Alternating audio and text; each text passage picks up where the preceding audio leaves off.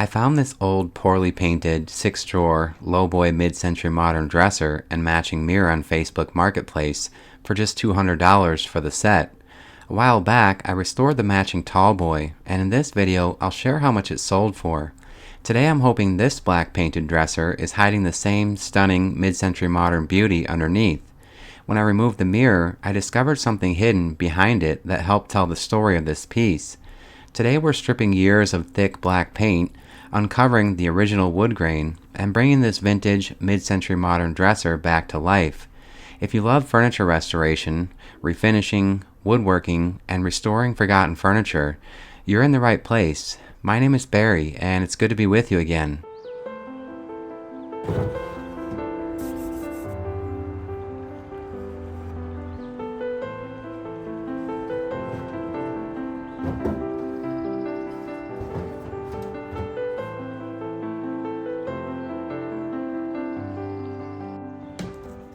I'm confident this piece was painted within the last 10 years, and I don't plan to test the paint for lead, since it tested negative on the matching tallboy dresser a few months ago.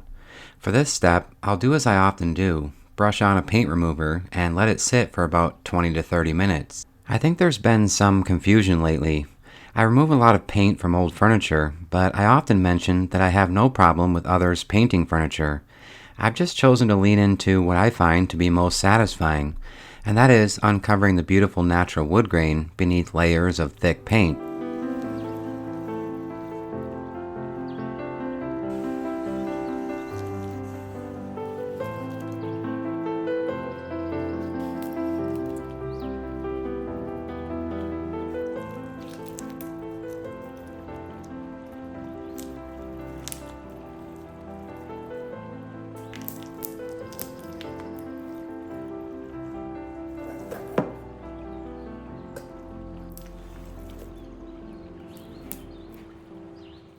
This paint might actually come off easier if I covered it with saran wrap, or if I let the paint stripper sit overnight, but I prefer to just add a second coat as needed.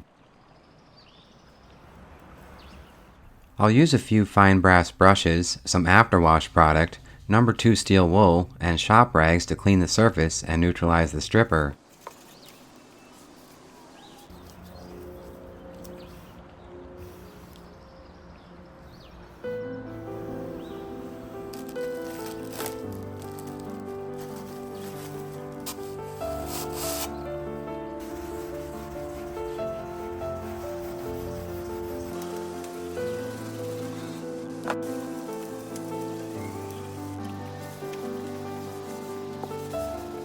I found that it's almost always easier to just remove the base from these old furniture pieces in order to be more precise and efficient with the paint removal.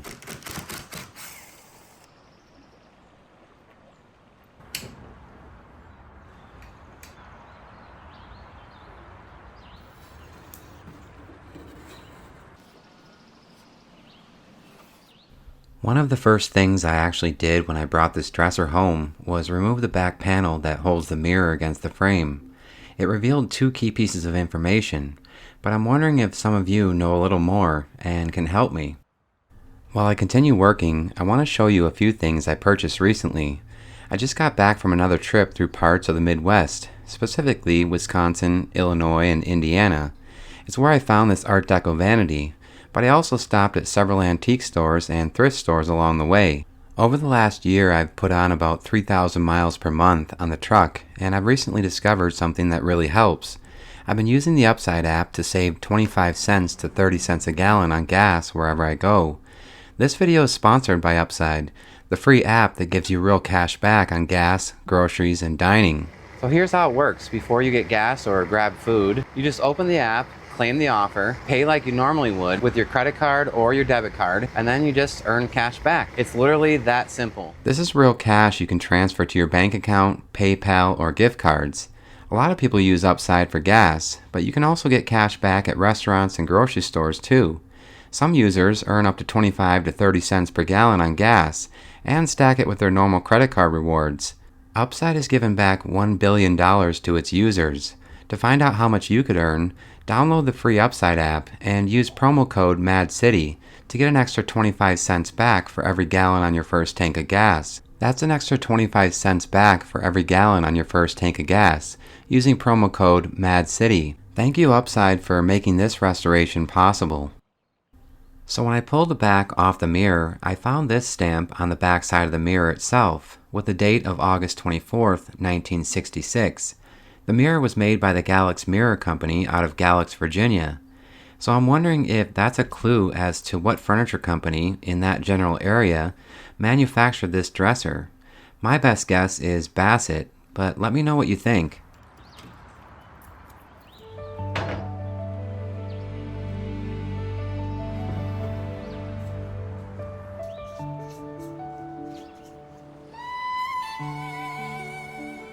The thick paint on the front face of this solid wood base has been somewhat stubborn. I already applied one coat of paint stripper to all this paint. With the subtle contour, I don't want to scrape the paint off with a paint scraper.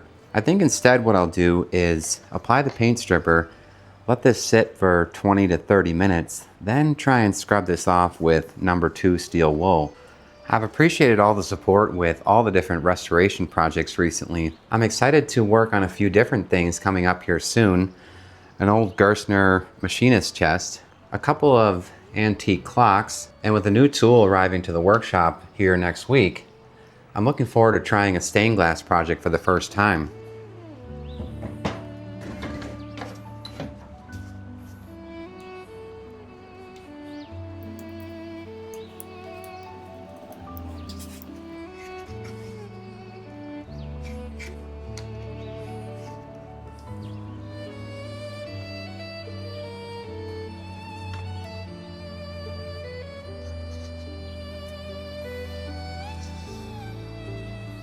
If I can scrape off most of this paint with this small paint scraper, then I can come back in a minute with number 2 steel wool and scrub off the excess.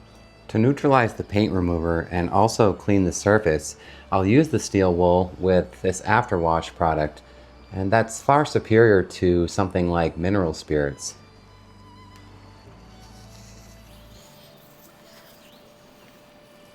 I'll usually get a single pass with a piece of steel wool like this. If I use it any more than that, then I'm just spreading around the paint remover.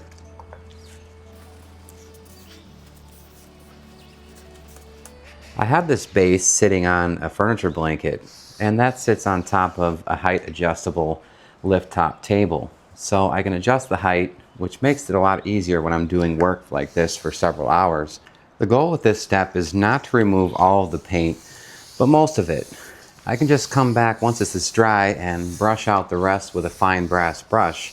And if any paint still remains, I'll likely get it with the sander. This is actually the step I've been dreading for this project, and that is removing all the paint from these drawer pulls. I know what this work entails because I already did this with the matching tallboy dresser.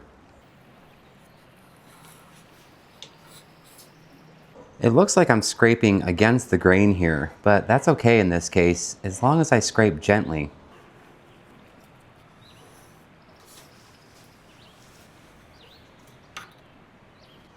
I didn't put paint stripper on the top edge of this drawer front, and that was intentional.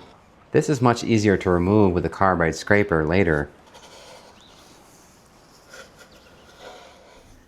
At the beginning of this video, I mentioned that I purchased the 2 dressers for $200, so basically $100 each. Once refinished, I sold the tallboy dresser for about $800, which is about the market value in this area. I share that information because I think it's helpful for others to understand that some furniture is worth refinishing for a profit, while other pieces are simply restored because they bring you joy or you enjoy the challenge. At the moment, I'm content with the furniture pieces in my own home, and I can't keep everything. I should be able to remove most of the paint with these large swabs, but being on the inside of this drawer pull, the colors will be shadowed anyway. I'll do the best I can. That said, I'm hoping everything goes well with this project, and if so, I think it's worth at least $1,200 to $1,500 in this area. If you live in or near a larger city like LA, New York, or Chicago, You could probably expect that a piece like this would be listed for 2 to 3 times that price.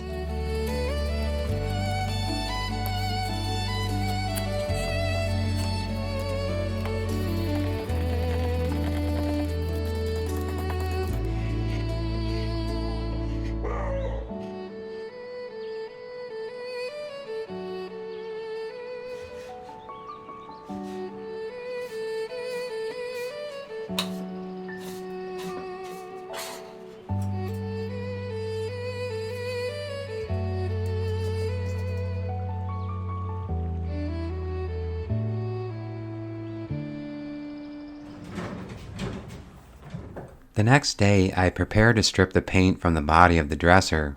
I'll share with you just a few brief moments, then move on to the sanding.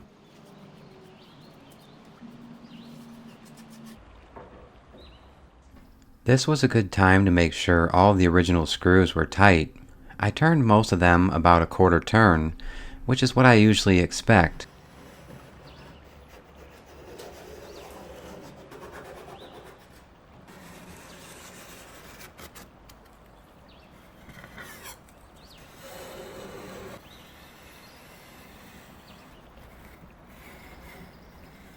I'm sure there are some watching who have refinished a lot of furniture, and others who never have. Regardless, I'm curious to know, if you had to refinish this painted dresser, what method would you use? Would you use chemicals and scrapers? Or first just take a sander to the thick paint and see what happens? I understand that a $600 sander might not be a good fit for you if you do furniture work part-time or just as a hobby, but I do furniture work full-time, so sanders like Surf Prep sanders are a necessity for accuracy and efficiency. The nice part is that Surf Prep offers a large variety of abrasives that will fit just about any sander. That includes different sanding pads and sanding discs. And with the aluminum oxide grains, these are far superior to what you might find in the big box stores. So if you're looking for just abrasives for your sander, you can go to surfprep.com and use my code MADCITY10 to get 10% off your order. And that also helps support my small business.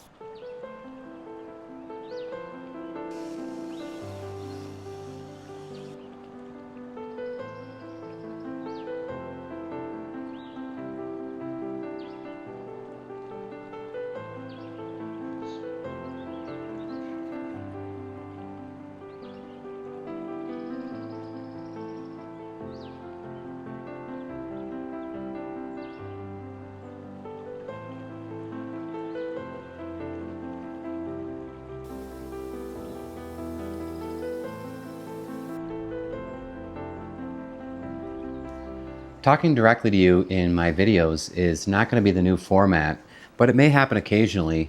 I think that would potentially derail what's been working for several years. Once I've sanded a surface with 150 grit, I'll brush off the dust and switch to a finer 220 grit in preparation for the stain. Following that step, I'll sand everything by hand with a fine sanding pad.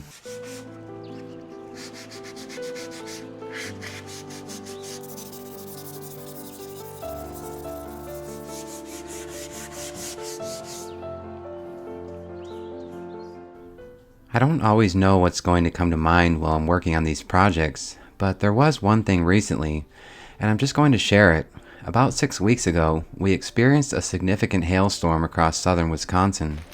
Although I do have insurance on the vehicles and the house, the damage really set me back and was discouraging to say the least. However, when I think about where I am today versus just 1 year ago, I can't begin to tell you all the ways that I am blessed beyond what I deserve. And I truly hope the same for you.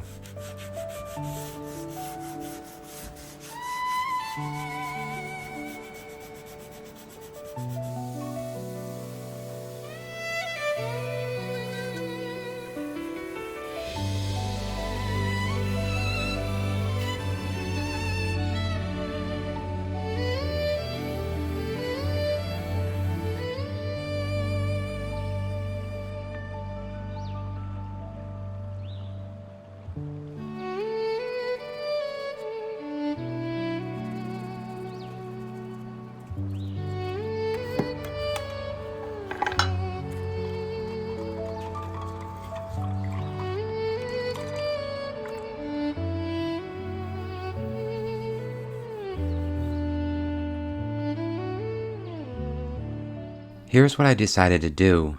I want this piece to have a traditional mid-century color, and this is without question a gorgeous walnut veneer with solid ash trim. So I'll first wipe on this oil-based penetrating stain in the color light walnut.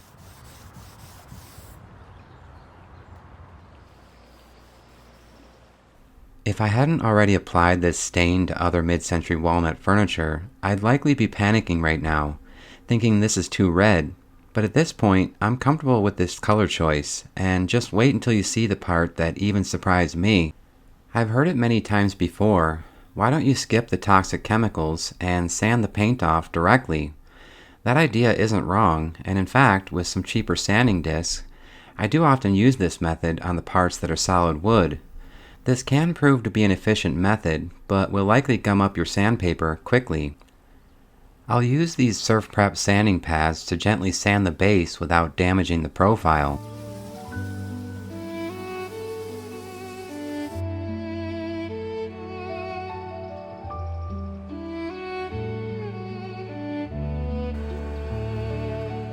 I'll mix some lacquer thinner with this clear lacquer sealer and spray on several light coats using the HVLP sprayer. This may actually ruffle some feathers, but I decided not to refinish the framed mirror for now. I won't throw it away, but I think it hurts the resale value of the piece to include it.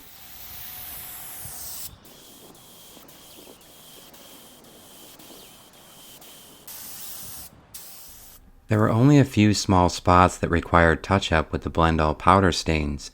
Then, I usually mix a little walnut dye stain with the second coat of sealer to help blend the contrasting colors of the different wood species. But this time, I didn't feel that it was necessary, and I'm so glad I made that decision. Adding more dye stain would just continue to mask the beautiful patterns in the wood grain.